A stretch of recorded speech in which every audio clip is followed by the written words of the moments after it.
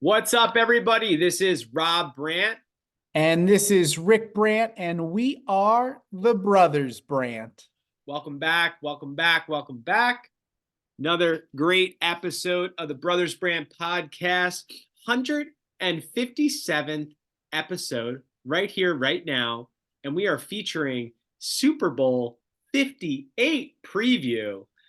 Rick, this is easily one of our favorite times of the year. The championship Sunday was done. We've had a couple of days to stew and think about the games, and now we're moving on to the big showdown in the desert in Las Vegas. Rick, the Super Bowl is going to be played on February 11th. Not this Sunday, the following Sunday.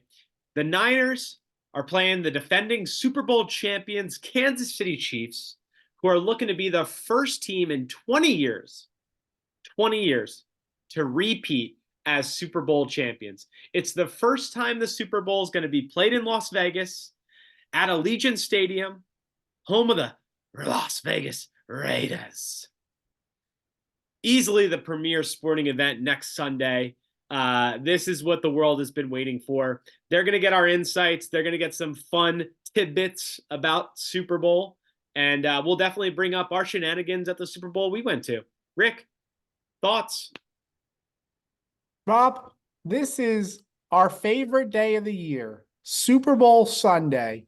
We've had the honor and the privilege to be at a Super Bowl, to witness it firsthand. The spectacle lives up to the hype every year, okay? This is something that the whole world tunes into. And for various reasons, folks' eyes are going to be glued to the Strip in Las Vegas for this year's Super Bowl. And it's a rematch, Rob, of the 2020 Super Bowl. These teams played against each other 4 years ago. Now, granted, many of the players may not still be in uniform playing for the organizations, but the two teams, Niners and Chiefs, took the field in South Beach, and it was an epic football game. My wife and I actually rewatched its entirety last night. You got a hell of a wife right there. If I did that with my wife, she'd be like, "Get the hell out of here. We ain't watching a game that we know the outcome to from 3 years ago." And listen, that might be the case, but that's how much the family loves the Super Bowl here. We wanted to go back and see what the game plans were and Map them relive. out. Yeah, so let's go back just a few years, and then we're going to dive into this year's Super Bowl. So a couple key factors here.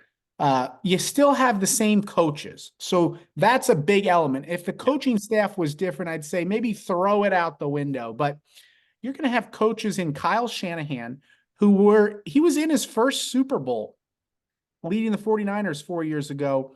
He's going to come in with a similar mindset, but probably learn from some of the mistakes and missteps that they had along the way. And then you've got Andy Reid, who's like this icon, Hall of Famer. And 4 years ago, he actually got his first Super Bowl victory when he led the Kansas City Chiefs to the championship. He had coached many years, as you remember, for the Philadelphia Eagles, Of course. and coached, I think, in 3 Super Bowls as the head coach prior to getting his actual ring. And so no Jimmy Garoppolo at quarterback for the 49ers, no Tyreek Hill at wide receiver for the Kansas City Chiefs. But what was interesting was the game was so close, and I'm talking a couple small little breaks here and there would have made the difference. And the 49ers were actually up 20-10 in the fourth quarter. This was a back and forth first half. And then in the third quarter, the Niners pulled away with it a little bit, but the Chiefs scored 21 unanswered points in the fourth quarter. They converted several key fourth down conversions. And that's what I'm talking about. You get a stop on 4th and 1, total different outcome. But instead they score a touchdown on a play later. Those were some big factors, and it ended the Chiefs' 50-year championship drought. They have since gone on to, this will be their 4th Super Bowl appearance in 5 years. Mahomes threw a touchdown to Kelsey 4 years ago. Wouldn't surprise me if he did it again. And Mahomes went on to become the Super Bowl MVP, his first of two Super Bowl MVPs to this point. Yeah. So I just wanted to touch on the Super Bowl from 2020. It's not common for organizations to play each other this frequently amongst one another. So and have so many returning members to the party. Now, Rick, I do want to get into this year's Super Bowl, and thank you so much for beautifully recapping 4 years ago, because you're a guy that puts in the work. You're studying tape. You're getting paid the big bucks to study the tape late at night on a Tuesday, and you're mapping out schemes for Shanahan and Andy Reid. Dude, we gotta love it. Give you applause. Give applause where applause is due. When you think of junkies, I want you to think of me, okay? You're a football guy. You're a football guy. Right, that's right. I live and breathe and die football. My wife is quite sad that Sunday will be the final football game for about 7 months. So Yes. we are going to relish no. as much as we can in this last one. That's a little pun right there, because I might put a little hot dog on the relish. Now, we're going to get into this year's Super Bowl, but I'd be remiss, Rick, if we didn't just share with our listeners our favorite things of our Super Bowl experience. And for those of the OG Brothers Brandt following here, this whole podcast got started because of the pandemic. March of 2020, May of 2020, somewhere in there, we wanted to relive all of our hilarious shenanigans of how we would buy nosebleed tickets and get onto the field. And the Super Bowl 2014 Super Bowl was that for us. It was the Patriots Seahawks. We flew out there for the entire week. So the game's on Sunday. Rick and I boarded a flight on Monday, barely escaped the snow in North Jersey, and got down to Phoenix, Arizona. And we had an absolute blast of a time. Now, Rick, I'm going to ask you for your favorite memories, and we'll go through Super Bowl Media Day and all that. We won't spend too much time here. I want to get on to the preview, but I was recanting with Shelby about how phenomenal our ticket situation was, because she was like, how much are like tickets for the Super Bowl like 2 days ago? And I looked up and I was like, 10 grand. It's like 10 grand with fees. And she's like, how much did you guys pay for your Super Bowl tickets? And I was like, yeah, we got the hookup of a lifetime, $500 a pop. Couldn't pass it up. It's true, Rob. I think that was probably the biggest reason why we ended up going out there was through a friend. We were able to score some sick tickets for an unreal price. It's basically free at this point. Yeah. And you're right. We lived the Super Bowl experience the way all people should live the Super Bowl experience. You should go out there a full week. There is so much stuff to do. The NFL hosts the best party. There's so much fanfare. Absolutely. You're not going to be short of things to do, and you'll get acclimated. You will have felt like you've totally immersed yourself and experienced all that is Super Bowl week. And Rob, we got into it. We got into it real deep. So I'll talk about the media day, give a little glimpse of that, and then we'll just talk about the game for a quick second. But so Rick and I, one of the funniest stories we have is we bought these media day tickets. So back in the day, they don't open it to the public anymore.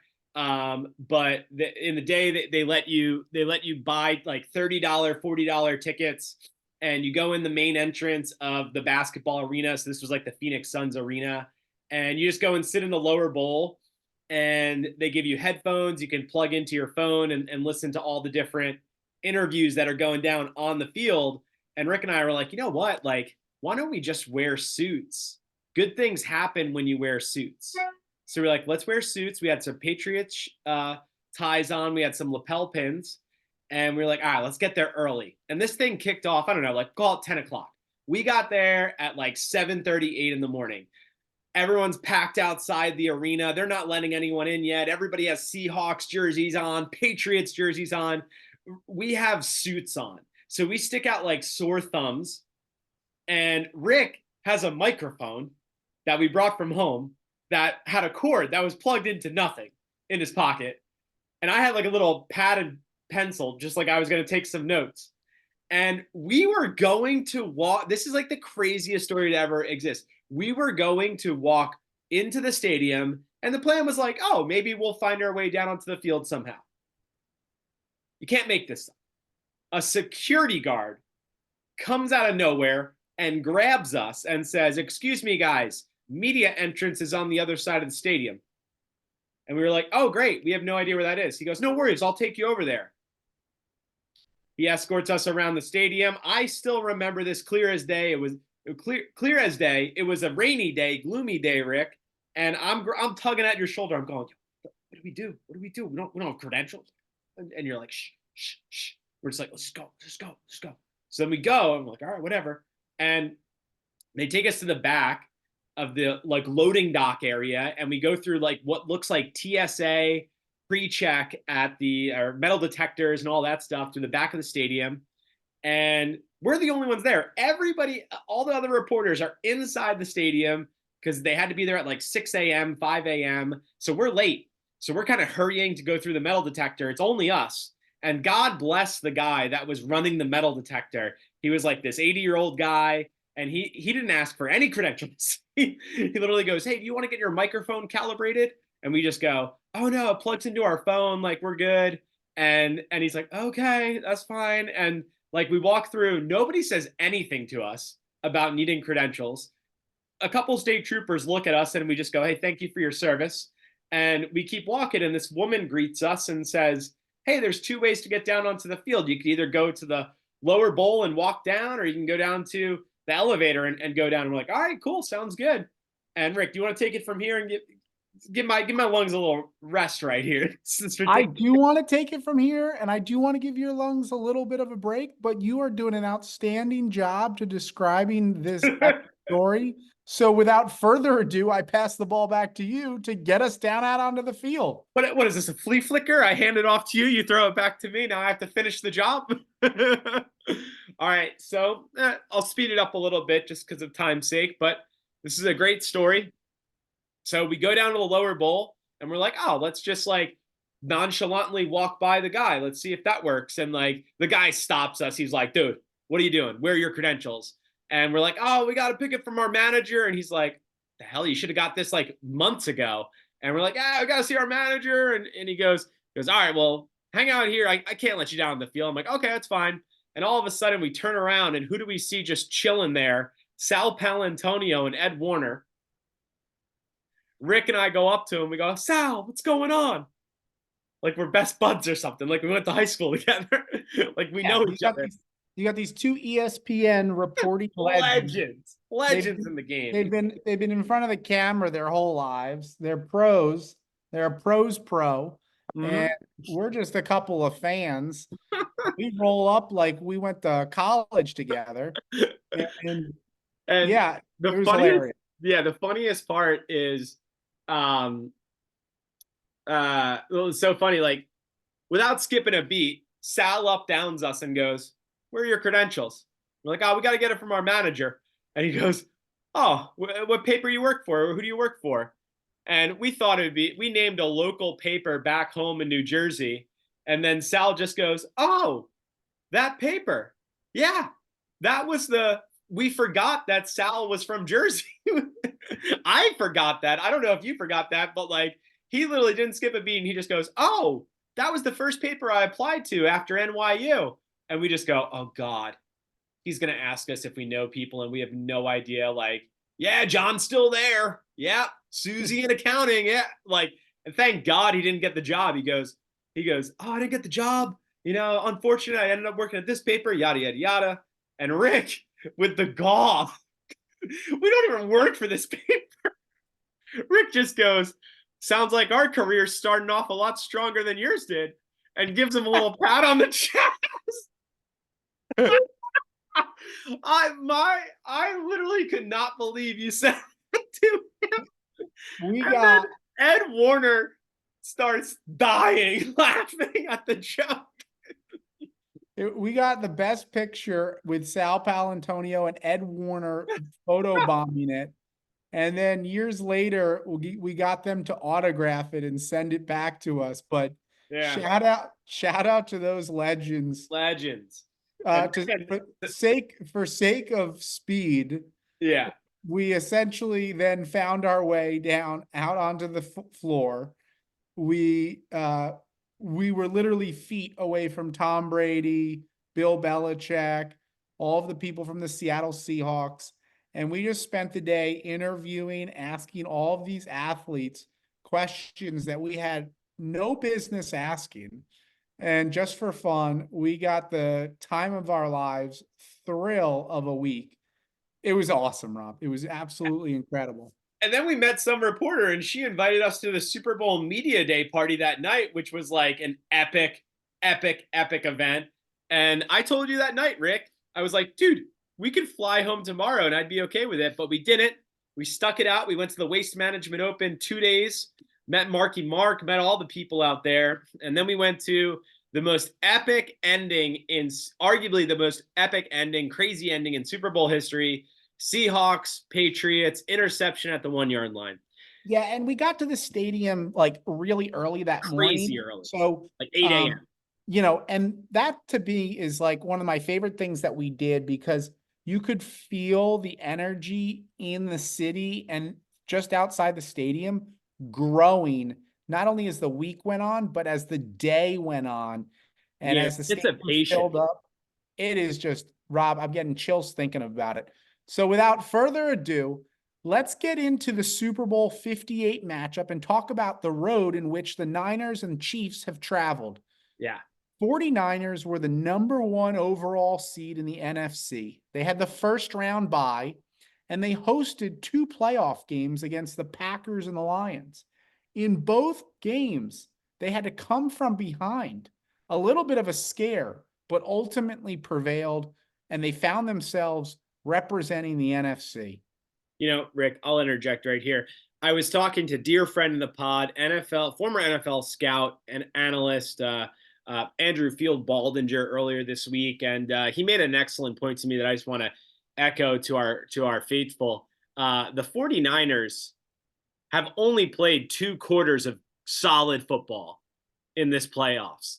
They haven't shown up for 6 out of the 8 quarters that they've played.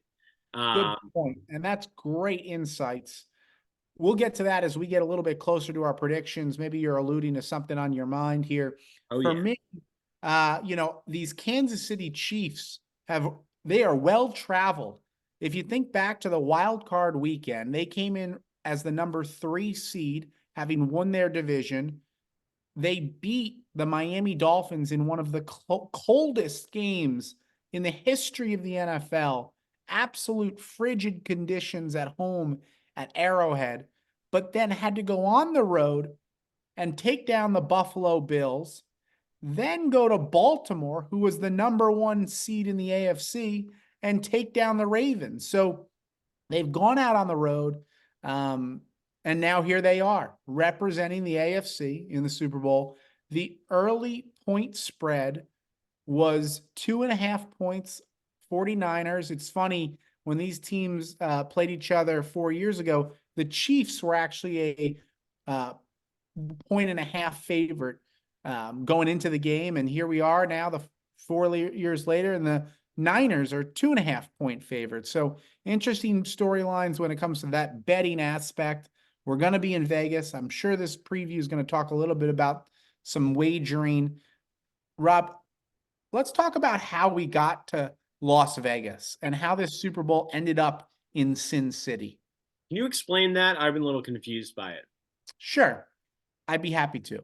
So the NFL, they award cities as the host city for a Super Bowl. And this is typically done 4, 5, 6 years in advance. It gives the city time to prepare and plan. And obviously, there's a lot of accommodations that go into hosting a Super Bowl. Also, a lot of promotion and things that take place, not just a few weeks or months, but a couple of years in advance. It's quite an impressive ordeal. And so what happened was, this was back in early 2020, New Orleans was awarded Super Bowl 58. So technically, this Super Bowl could or should be being played down in the Bayou, down in New Orleans. But what happened was the following year, the NFL voted to expand the regular season by adding an additional 17th game. So it essentially extended the regular season, pushing the postseason 1 week later, and then therefore the Super Bowl 1 week later.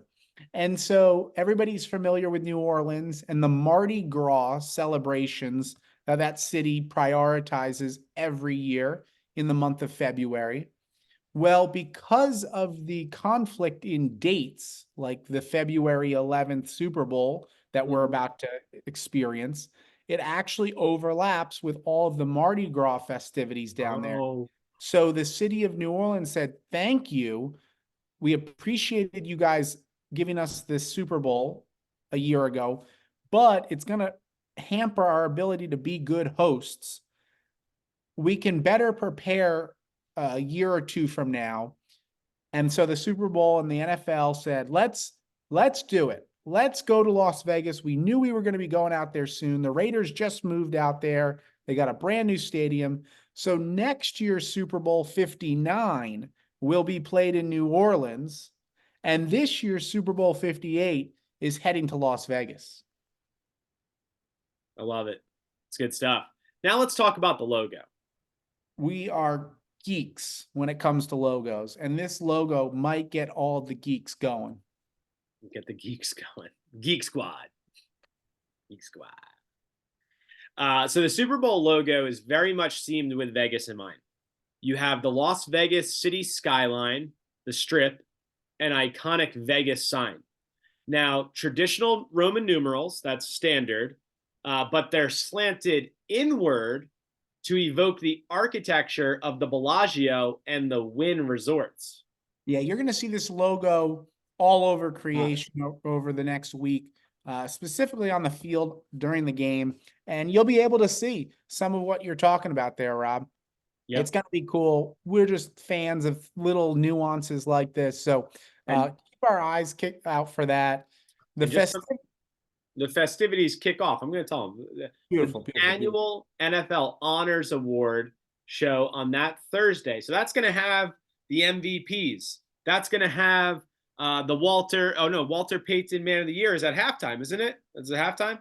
Well, they'll recognize them at halftime, but they'll be announced during NFL Honors, the MVP, who's being inducted into the Hall of Fame in the coming summer. So it's just fantastic. And as you talked about earlier, the parties. The extravagant parties. I mean, you're in Vegas. The parties are going to be 10 out of 10, 11 out of 10. It's going to get pretty wild. Start celebrities everywhere, just like any Super Bowl, but even more so because it's Vegas. And the game's going to be televised on CBS with Tony Romo and our friend of the pod, Jim Nantz, calling the big game. Rob, Jim has talked on this podcast specifically about how he just hasn't gotten a close Super Bowl. He's called many Super Bowls in his career. He's been a part of Final Fours and Masters, but he's still out there searching for that one close, iconic Super Bowl. Did CBS not have the rights last year with the Eagles and the... No, Rob, actually they did not. It rotates. So you've got the various networks that NBC, Fox, and CBS coming up actually in a few years. ESPN is going to host a Super Bowl. Oh, so cool. It's on a rotation basis. And so nice. Jim hasn't drawn one of those straws, but we're rooting for him. This year, more so than ever, Rob, the media, the advertising, it is going to be just so much more than it ever has been. I saw already there's a hotel and casino in downtown Las Vegas on the Strip. It's called the Luxor Hotel. Yeah. I think I actually stayed in it like 10 years ago. And it can project graphics outward. It looks like a pyramid, like a triangular pyramid. And it straight up is a Dorito, like a Dorito. And it has the Dorito logo on it, but it just is a Dorito chip. And that's like hilarious. And you're going to see so much funny stuff like that over the next couple of days as we get closer and closer to Super Bowl 58. Yeah. They're already reporting that a 30-second commercial will go for $7 million just for 30 seconds. I mean, Taylor Swift kind of helps too with this whole thing. So let's talk about some of the entertainment here, Rob. Let's get into it. Break it down for our listeners. What are you most Yeah. excited about here? Oh, say, can you see the Don't break it national down that much. the national anthem is going to be performed by Reba McEntire. Uh, America the Beautiful is going to be performed by Post Malone. Andra Day is Lift Every Voice and Sing. And the halftime show is going to be Usher. A little bit of everything. And maybe a little T Sizzle, maybe a little Taylor Swift action in there. Come on Yeah. now. Don't get us too I don't know. excited here. Maybe. I'm just kidding. All right. All right. Well, that is part of why everybody enjoys watching the Super Bowls, the halftime show, all Yeah. the fanfare, the commercials. But I want to get into it now, Rob, about the football with you. I want to get Correct. down to breaking down the X's and O's, talking about the game itself and the venue that it's going to take place in. So, as you mentioned earlier, the Las Vegas Raiders, their home stadium, Allegiant Stadium, it was built in 2020. This venue seats 65,000 fans. It's got this iconic silver and black exterior right along the Las Vegas Strip. And there's an 85-foot torch in honor of the franchise's late owner, Al Davis. This flame burns in memory of his influence on the team and league, and this game will be played on their rolled in natural grass field. So a lot there that I just threw at you, but essentially it's a brand new stadium, first time ever hosting a Super Bowl. They've got some unique features that help this stadium stand out, and one of which is going to be the actual grass that is going to be rolled in underneath the stadium. It is getting sunlight as we speak outside the stadium. And come game day, will be rolled in, and the players will step onto that field and do something that they've dreamed of since they were little kids. So cool. So cool. Rob, also unique about this game is that it is going to be officiated by Bill Vinovich. Now, what's hilarious about this is I feel like the NFL planned this. Bill Vinovich was the head referee 4 years ago when these teams played each other. So I'm sure he's a great official. In fact, he's been refereeing for over 23 years in the NFL. So he has logged decades worth of experience. But I find it hilarious that he is now also going to be a part of this quote unquote rematch from 4 years ago. It will be his final career game as a referee, and it's going to be his third Super Bowl refereeing. So one other fun fact about the refereeing is that there's a referee that people haven't heard of. His name is Terry Killens, and he is not one that wears a white hat and announces to the entire world the offsides or the false start penalty. But he's one of the members of this crew. And what's neat is he used to be a Tennessee Titan linebacker. And he played in the Tennessee Titans Super Bowl when they played the St. Louis Rams. And he will become, on Sunday, the first person ever to have played in a Super Bowl and to officiated one as well. So really kind of pretty sweet trivia fact there. His name is Terry Killens, linebacker for the Titans many years ago. And now he's going to be on the sidelines with a whistle and yellow flag. That's pretty awesome. That's cool. That is very cool. All right. Without further ado, come on now. Bring it on, Robbie. Lay it on us. San Francisco, this is their eighth Super Bowl appearance. They've won 5 Super Bowls. They've lost the previous 2 that they've been in. If they win, Rick, they will tie the New England Patriots and Pittsburgh Steelers with the most Super Bowl victories in the NFL history, so which would be 6. So you have 3 teams tied at 6.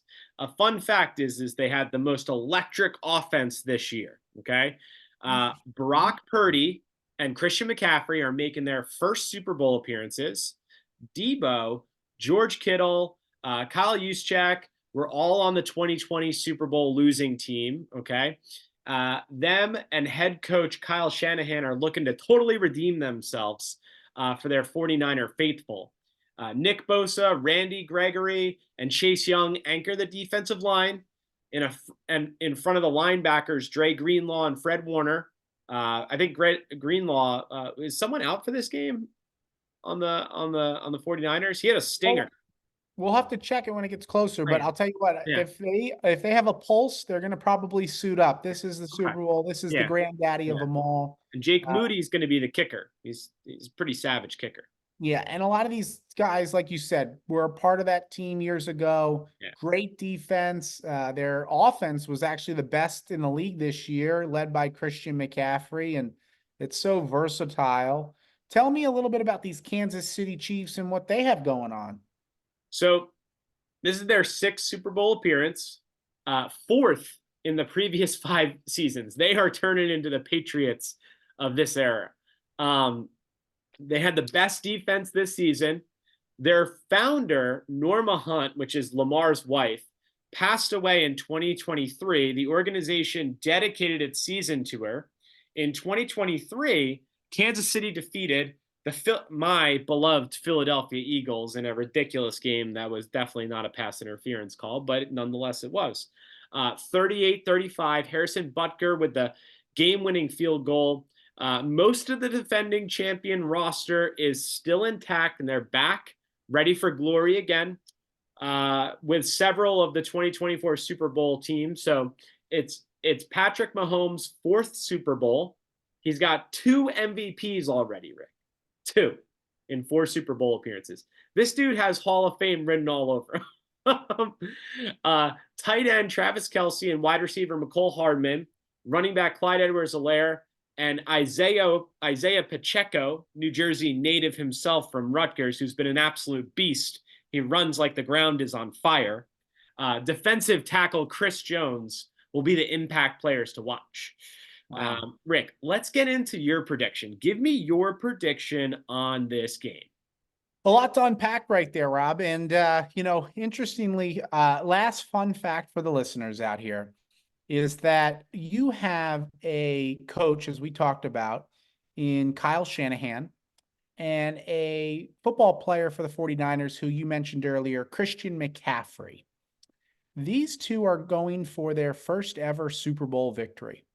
What is the coolest thing, I think, is that 20 plus years ago, both of their fathers won 3 Super Bowls together in their careers.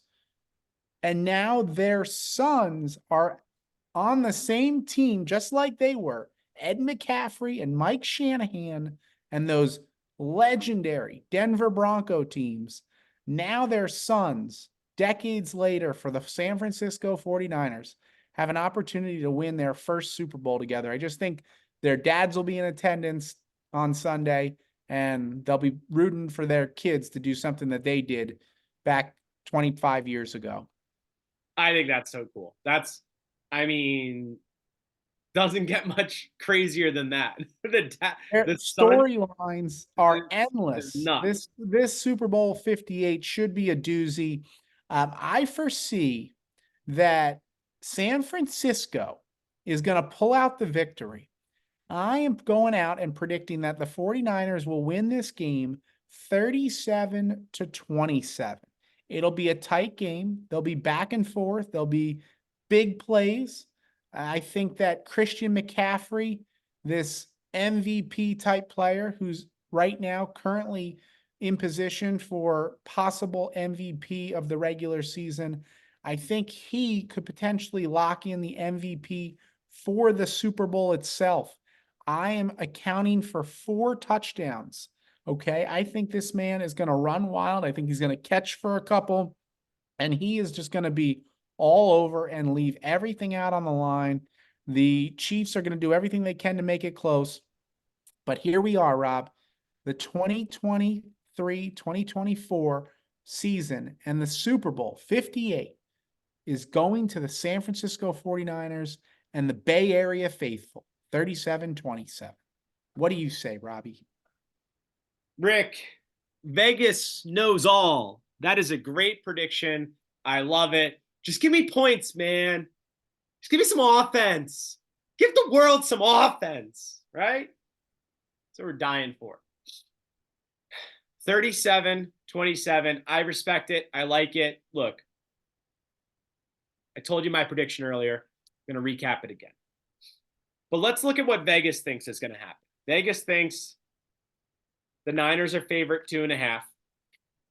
The over-under is 47.5. So they might think that this game's going to be 24-20, 21-23, something like that. They think it's going to be in the 20s. Okay. Rick, here's the prediction. Here's the game flow. Here's what's going to happen. I'm going to give you the game flow, and then we're going to watch this and either think Rob was out of his goddamn mind. He's an idiot. Don't take any advice from him. They're going to be like, we might have a wizard on our hands. So I'm just looking at these stats and all this stuff. You got Christian McCaffrey pegged at going at 87, 90 yards on the ground. The over-under on his carries are 18.5. Rick, he hasn't hit 18.5 this entire, for the past 5 games, 6 games. Vegas thinks he's going to be running the ball a lot. You got Brock Purdy slated for 242 passing yards.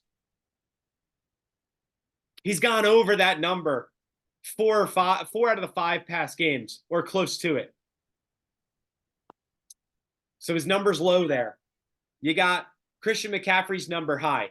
And then you got Patrick Mahomes slated to go for 267 in the air, an air attack. You got a ton of stuff happening here, okay? So let me break this down for you. San Francisco's going to start with the lead, just like they did, just like they, well, not just like they did 4 years ago, but they're going to start with the lead. Christian McCaffrey's going to rack up ground yards, ground and pound. They are going to be up, I would say, 17-10 at halftime. They'll be up 17-10 at halftime. And then they're going to be up 24-13, okay? 24-13. Then they're going to be up 24-20. Then they're going to go up 27-20. And then the Chiefs are going to score a touchdown to make it 27-20 or 27-27. And the Chiefs are going to kick a field goal again. It's going to be 30-27, almost identical to last year's game. Chiefs win. 30. All right. So Travis Kelce will be kissing Taylor Swift under the confetti, I hear. And that's exactly what they want. The NFL wants that.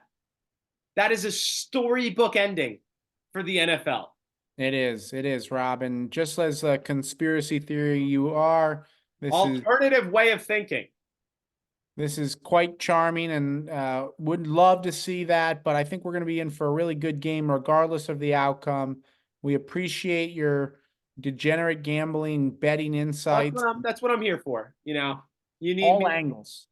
You need me. I gotcha. Well done. Well done. It's been a great podcast. It's Super Bowl 58. It's episode 157. It's the Brothers Brandt podcast. Ladies and gentlemen, enjoy the game. I'm Rick Brandt. I'm Rob Brandt, and we're the Brothers Brandt. Thanks for listening.